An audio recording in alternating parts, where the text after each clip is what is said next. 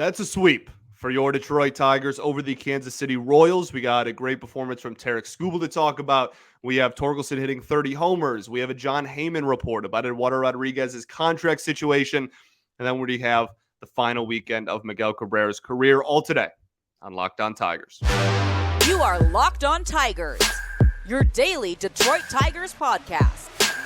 Part of the Locked On Podcast Network, your team every day.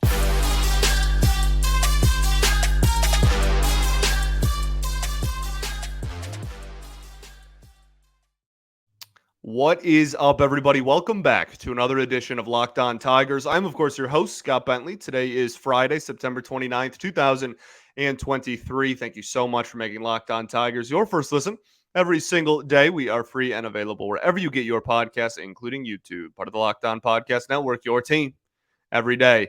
Be sure to check out the Tigers home radio broadcast on the Sirius XM app. You can just search Detroit Tigers, search any team, then get their home radio broadcast straight from the Sirius XM app. The Detroit Tigers sweep the Kansas City Royals. I know a lot of people are, like, oh, it's the Royals. Like, can we, let people enjoy things, but also just like from a team analysis perspective, do we remember last year? Does everyone, do we remember how awful last year was? Do we remember having one of literally the worst offenses in the history of the modern era of the sport of baseball? Do we forget about that? Can't take victory lap in sweeping the Royals. Yes, you can. You literally can. Sweeping, and like I said, I've said it a million times this year, going into any series, I don't expect the Tigers to sweep anybody. I don't care how good or bad the opponent is. I don't expect the Tigers to sweep anyone. So I'm always going to be very pleased with a sweep. It's hard to sweep another Major League Baseball team. I don't care if you're 20 games better than them. Literally, last year was one of the worst offenses ever. I don't know how it can be viewed as a negative that the Tigers sweep the Royals. They're a bad team. You did what you were supposed to do. There was no oh, you spit up on yourself. Oh, you screwed up against a bad team. It's just we split against the A's and it's, oh my goodness, what a joke.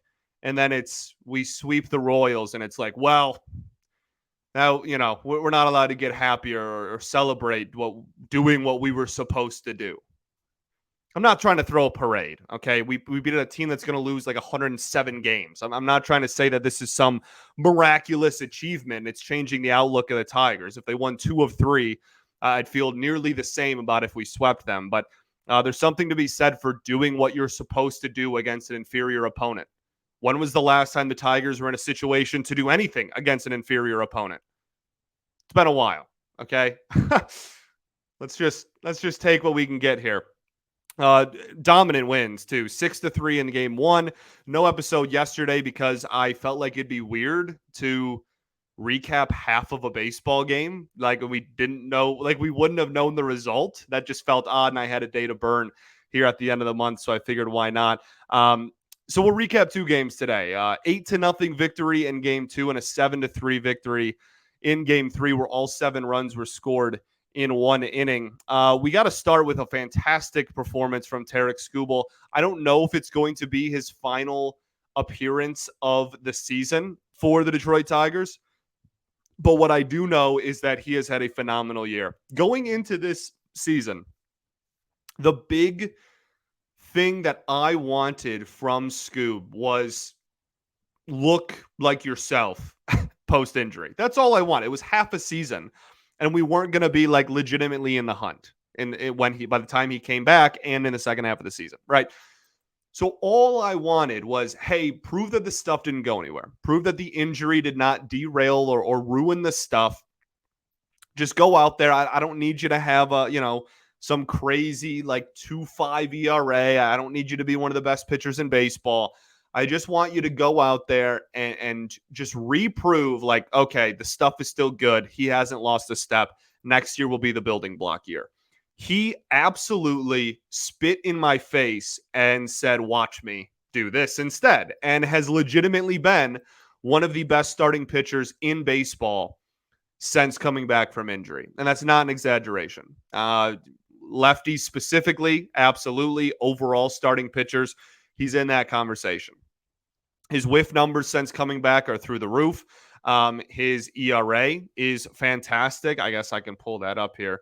His final line, again, because unfortunately the game was split in half. He didn't get to go as deep as he wanted, but he went 4 innings of 2 hit, no run, no walk baseball with 8 strikeouts in those 4 innings.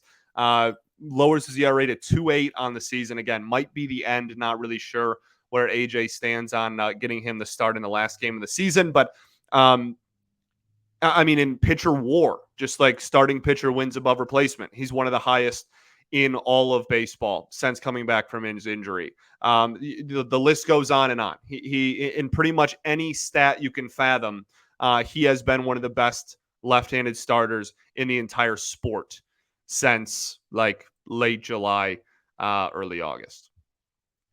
He's been unbelievable. I think that next year he has solidified himself. Unless you go out there and you bring in, like Blake Snell or somebody this winter, I think it's pretty set in stone that Tarik Skubal is going to be the opening day starter on this baseball team next year. And, people throw the word ace around a lot. I think that that stuff, when you watch it, that's ace of the future type of stuff. He's phenomenal. And he, like I said, he has lapped what I laid out and not expected of him. That's not the right word, but what I wanted to see from him. He has completely lapped, if not lapped twice, what I wanted to see out of him in the second half of the season. Fastball, lively, pinpoint command on the black, 99, impossible to hit. Changeup, legitimate plus pitch. Slider is so good he could throw it more than any other pitch, and he would be an effective pitcher, right? Sinker, effective at does its job, does what he wants it to do. Throws a knuckle curve every once in a while because, screw you, why not? He's unbelievable. And I think when you're talking about the future of the Tigers rotation, again, we'll get into the value game of what the Tigers do with some of these pieces long term. But when you're looking at 2024, the odds-on favorite is that Tarik Skubal is on this baseball team and is your opening day starter as well. All about staying healthy, baby, because we know that when he is healthy, he's one of the best pitchers in baseball now. And that's awesome. He's ours. That's awesome. So he takes game 1. Like I said, only went 4 innings because of the rain out. Sawyer Gibson Long gets game 2. His final line, I feel like, probably isn't the prettiest thing in the world. Final line is 5 innings, 4 hits, 3 runs, only 2 of them earned, 2 walks, and 6 strikeouts in 5 innings, with obviously the home run against. He will have a 2.7 ERA on the season, which is obviously phenomenal. We'll get into this start specifically. And I would probably save like his future role for the offseason because that's still kind of like really up in the air to me. But we'll talk about this outing and what made him effective and where he kind of slipped up as well. We'll do that right after I tell y'all about our friends over at Sleeper. MLB playoffs are right around the corner. This National League wildcard race is one of the most fun September baseball storylines we've had in a while. It's awesome. And with that, it also means the clock is ticking on your chance to 100 times your cash on daily fantasy baseball. Baseball has never been more exciting. Ronald Acuna Jr., 40-70. Mookie Betts could still win MVP despite not having 40-70. You can pick more or less on stats for these stars like home runs, hits, strikeouts, and more for up to 100 times payout on Sleeper. Get your picks right, and you could win big. It is the best. I've been using Sleeper for years now in my regular fantasy leagues, and now they're in the daily fantasy game. It's a natural transition. The app is easy to use. They are truly the best in the business. So use promo code LOCKEDON, and you'll get up to a $100 match on your first deposit. Terms and conditions apply. See Sleeper's terms of use for details.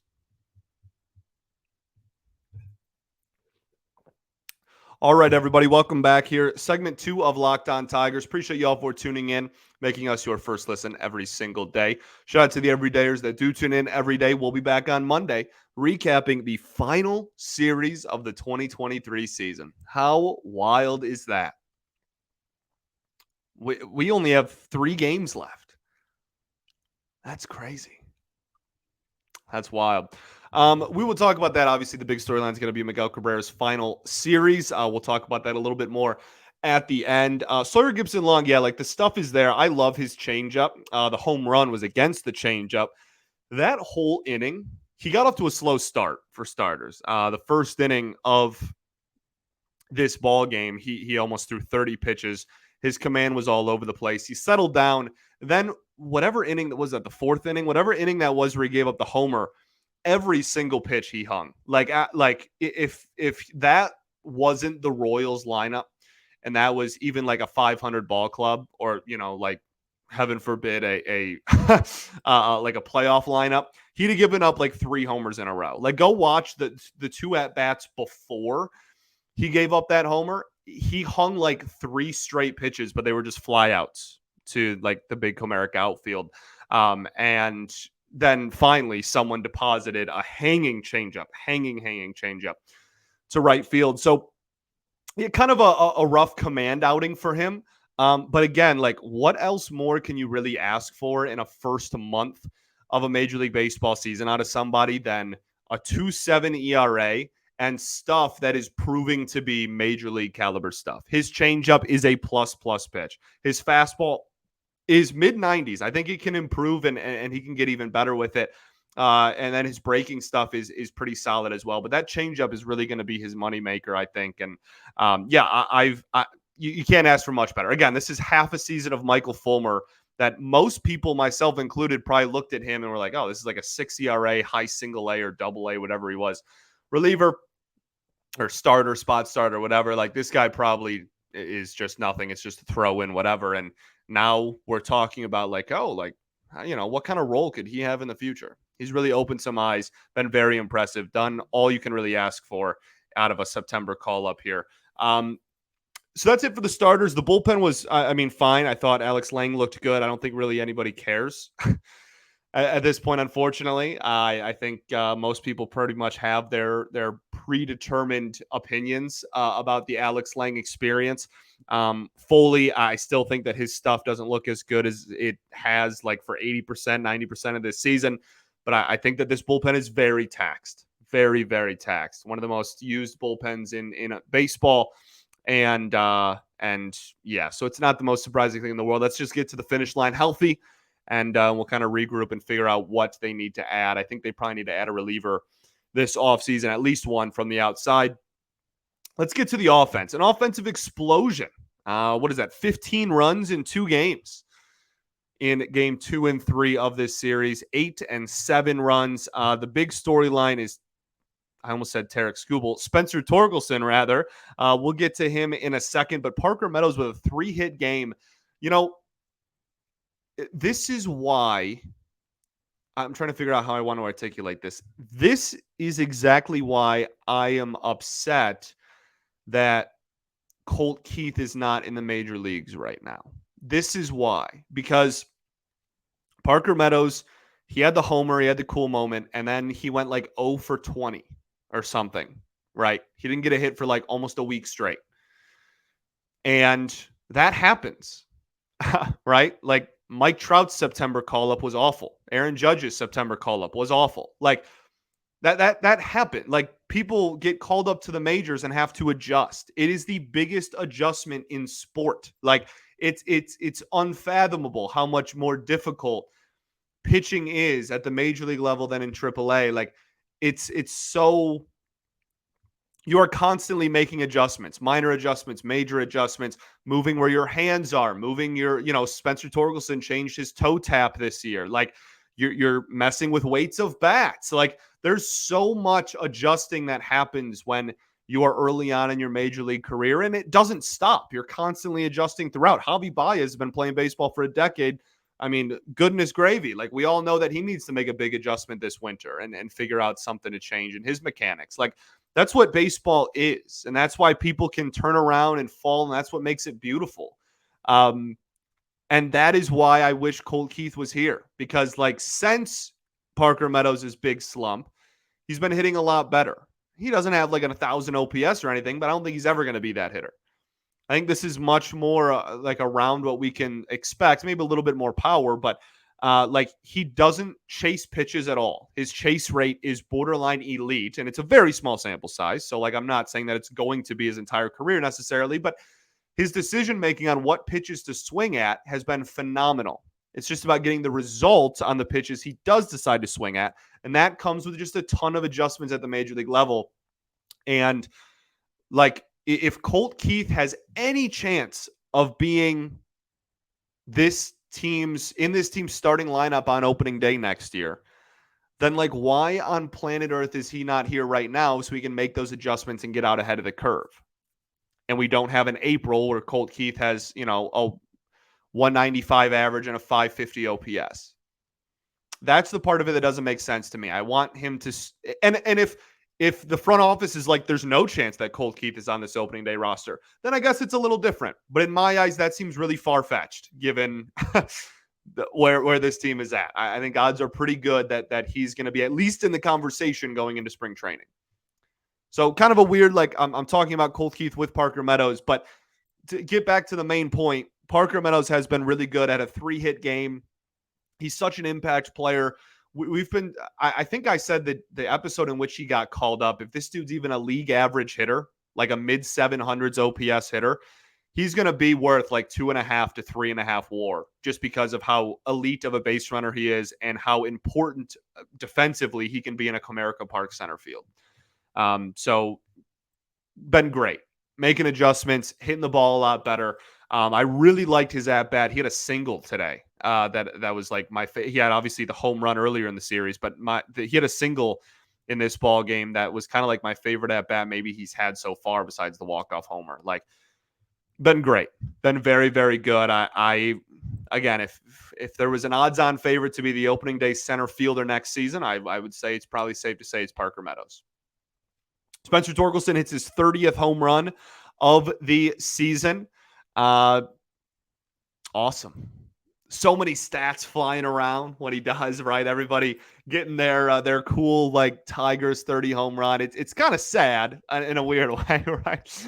It's kind of sad that we have so many, like, oh, he's 30 home runs. It wasn't too, well, I guess it was kind of a long time ago. That's why we're making a big deal out of it. But to some teams, that's not like the world, right?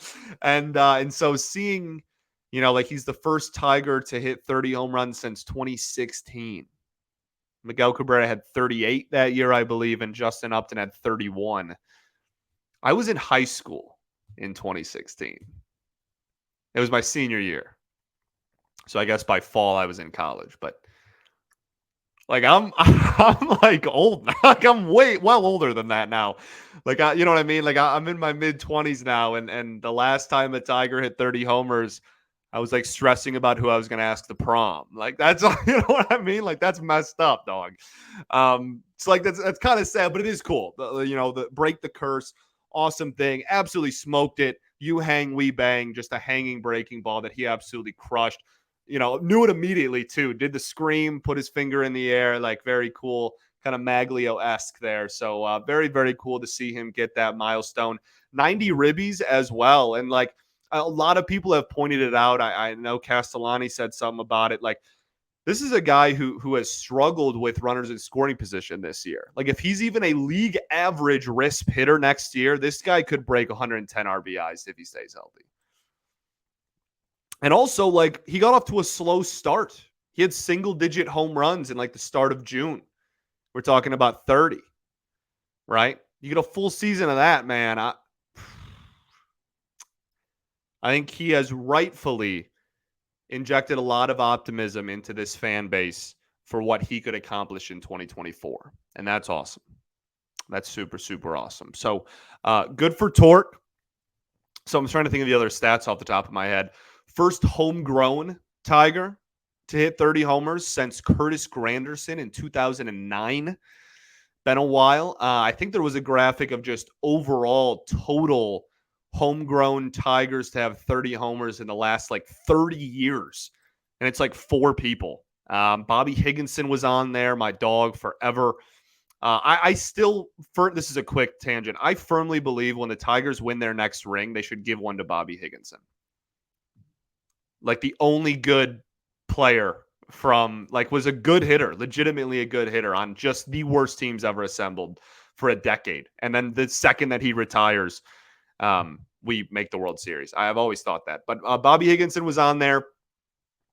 Torque, obviously. Granderson, obviously. And I'm trying to think of who the other one was. But there was Tony Clark.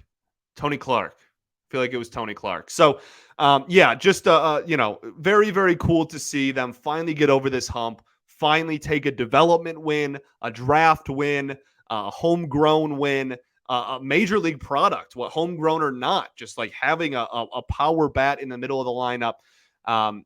His OPS is still only in the mid 700s. That's over, 100 OPS plus. It's better than league average. But I think, I think a lot of people are really excited about next year because, again, he got off to a pretty slow start the first 6 to 8 weeks of the season. So good for him for, again, making adjustments at the major league level. Okay, let's talk. We'll wrap up this ball game. I don't think I have too much else to say, and then we'll talk about a Jon Heyman report in regards to Eduardo Rodriguez. But first, I got to tell you all about our friends over at DoorDash. If you need fresh groceries this week, but don't have time to go to the store, try grocery delivery from DoorDash. You'll get everything you want delivered when you need it right to your door. You've trusted DoorDash to deliver restaurant favorites for years, and now you can get grocery delivery that actually delivers too. There's thousands of grocery stores to choose from. You get exactly what you ordered, or they'll make it right. So sit back and enjoy quality groceries just like you picked them yourself. If you want even more value, you can save on your local favorites with a $0 delivery fee on all eligible orders with a Dash Pass membership.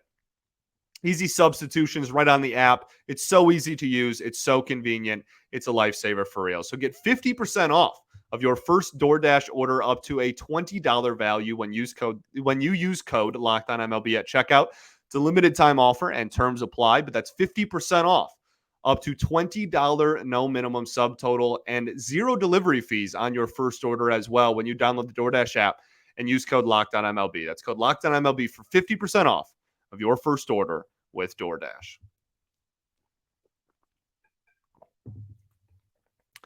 All right, everybody, welcome back here. Third and final segment of Locked On Tigers. Appreciate y'all for tuning in as always. So the only other thing that really noteworthy happened in this baseball game was obviously, or these last 2 baseball games, I guess, was obviously Miguel Cabrera going yard. You know what? Let's talk about ERod first, then we'll end on a positive note. Okay, let's talk about Ed first, and then we'll end the show by talking about Miggy in the final weekend and all that, because that's kind of a nice transition. So we'll start with Jon Heyman released a kind of like notebook, just like news and notes kind of article on Thursday afternoon. And one of the points that he had made in there was a lot of really interesting tidbits in there. I know everybody has their own opinion on Jon Heyman, whatever.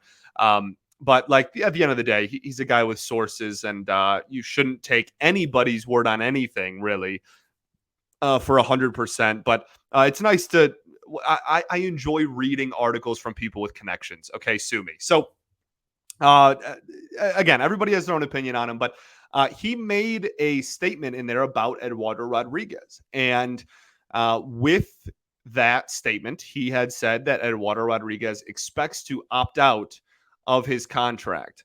I immediately posted, whatever it's called now, the gif of the woman with her hands over her face, and the caption says pretends to be shocked. Again, Eduardo has not said I'm opting out yet. Okay, so this is like a report from one person. So we're not going to take this as, like gospel until it actually happens. Want to make that abundantly clear. Okay, journalistic integrity here. However, on this show, if you are an everydayer, or even if you're not an everydayer and you listen once a week or whatever, appreciate you all. But if you've been listening to this show in any capacity since February, March at the latest, this should come as the least surprising update ever. I have been trying to tell people for almost a calendar year now, there was no chance he was not going to opt out. The question is, when he does opt out, do the Detroit Tigers give him a new contract? It was never, is he going to opt in or opt out? It has always been, and always will be. No, it has always been, he's on such a team-friendly deal. Making like 17 AAV. With the season that he just put up, are you kidding? No chance. There was, and like, again, this is not set in stone. He has not officially opted out. If I'm wrong and, 3 weeks from now, he opts in, great. I think that would greatly benefit the Detroit Tigers organization, and I would celebrate being wrong. Okay, I've been wrong before. I'm going to be wrong again at some point. Okay, it comes with the territory. I don't fear or hide from that. But like, he's gonna opt out. and this is just like the least surprising update in the world to me. And again, like, if you're a listener of this show, it should be the least surprising update in the world to you as well. That doesn't mean that he's guaranteed gone next year. It just means that if he does come back, it will be under a new contract. That has always been the question. It's never been will he or won't he.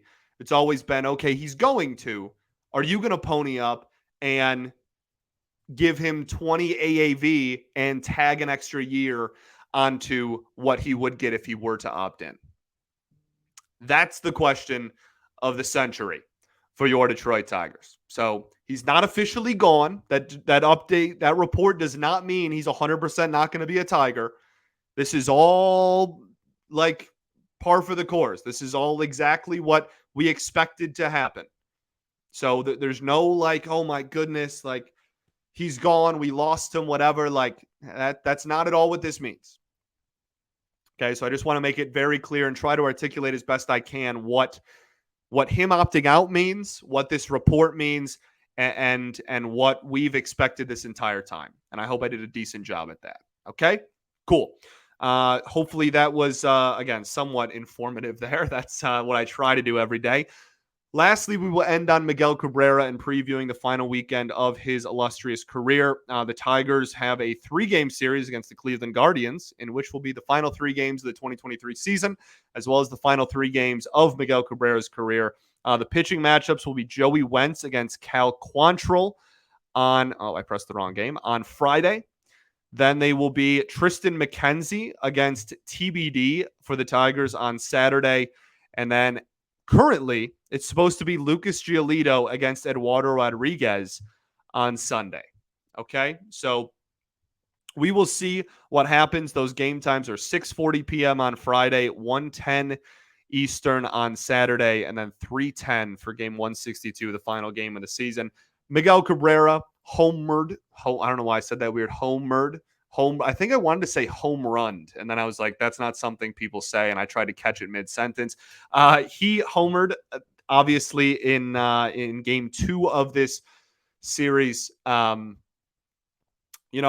it is the last one, it is the most on-brand Miguel Cabrera home run ever, right? Just goes with the ball, goes the opposite way to a deep part of the park. Certainly not as deep as it used to be, right? We've moved the fences in and we've made the out-of-town scoreboard a home run, but still a deep part of the park nonetheless, in a park that few righties especially reach. And seeing him just do that, he's got, man, even at 40 with no power left, he just has the smoothest and easiest power and easiest swing you'll ever see. I'm gonna miss seeing that. So cool to see. If it is the last one, 5'11" ain't bad, brother. 5'11" ain't a bad career, big dog. All right, so something to hang his hat on, something to be proud of. I know a lot of people are saying, he's got to hit one more, for the final series. I'm not a fortune teller. I have no clue. But if that is it, he went out in a very Miguel Cabrera way. And I'll appreciate that. So get out to the park, witness history, witness a legend in the game of baseball, a legend in the city of Detroit, as we say farewell to one of the greatest baseball players to ever put on an Old English D. It's crazy that it's coming to an end. I remember last season, at the end of last year, saying, wow, we only got a year left. That's such a weird feeling. Like, what am I going to do when he retires? And then, like, when I took over the show, and I was always in the back of my head, I was like, man, what am I going to do when Miggy's not here? Like, that's going to be a weird feeling. And we're here. One last weekend of memories, buddy. All right. Let's get out of here. Thanks for making us your first listen every single day. Appreciate y'all. We'll be back on Monday recapping this final series of the weekend, final series of the Detroit Tigers season, as well as the final series of Miguel Cabrera's career on Monday. Peace and love. Going to therapy's dope. I'll catch y'all then, baby. Go Tigers.